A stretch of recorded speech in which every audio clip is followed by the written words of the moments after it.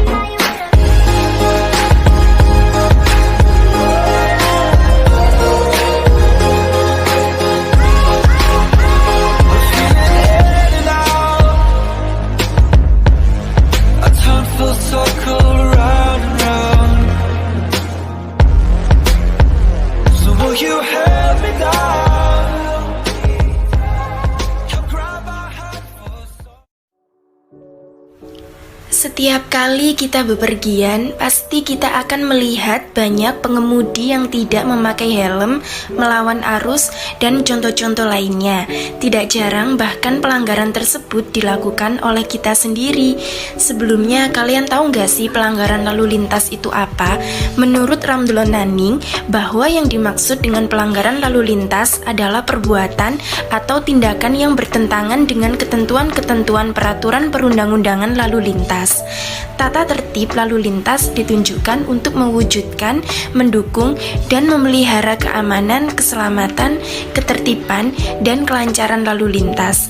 Berbagai tindak penertiban terus diupayakan para polisi lalu lintas demi mewujudkan ketertiban lalu lintas dan kenyamanan saat berkendara, serta keselamatan para pengguna jalan raya baik melalui razia kelengkapan berkendara, kelayakan mengemudi, serta kegiatan-kegiatan diskusi umum dengan tujuan meningkatkan ketertiban dalam berlalu lintas. Sekarang kita akan mendengarkan wawancara dengan personil Satuan Lalu Lintas Polsek Rungkut dari Bapak Denny Syaiful Amri, Sarjana Hukum.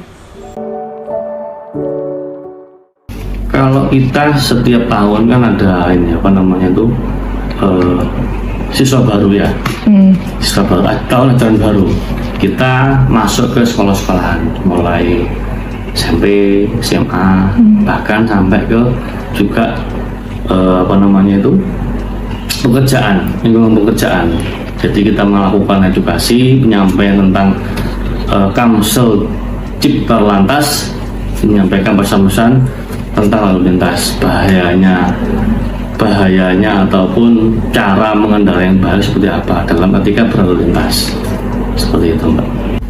Jadi kalau misalkan ada tahun ajaran baru itu pasti kita masuk ke sekolah-sekolah, tetapi tidak menutup kemungkinan tidak harus tahun ajaran baru. Mungkin ada yang kelas 3 SMP mau ke masuk SMA, itu kita kasih biasanya dari pihak sekolah mengundang kita menjadi narasumber penyampaian supaya etika berlalu lintasnya mereka lebih biasanya yang mau menginjak usia 17 tahun yang mau buat SIM seperti itu ya? Iya, bisa. Iya.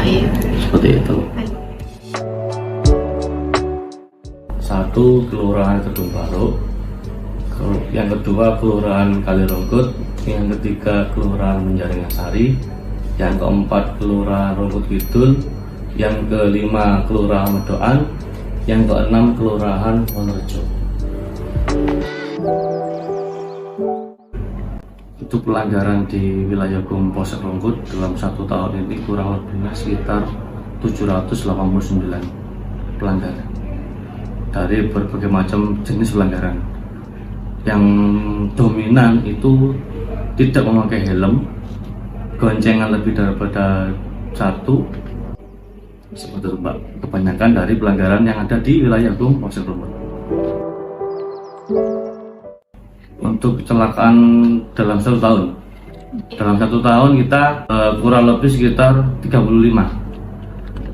Dari 35 itu luka berat sekitar 25, yang 10 luka ringan.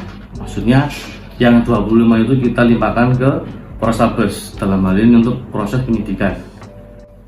Ketika luka berat atau bahkan sampai ada yang meninggal dunia. Kalau yang 10 kita selesaikan secara keluargaan. Seperti itu. Pesan kami dari kepolisian khususnya lalu lintas, sebaiknya dalam berkendara patuhilah rambu-rambu lalu lintas, etika berlalu lintas, supaya dipahami oleh semua para pengendara lalu lintas. Karena dengan mematuhi aturan berlalu lintas, kita menyelamatkan diri sendiri, orang lain, dan keluarga di rumah. Kenapa?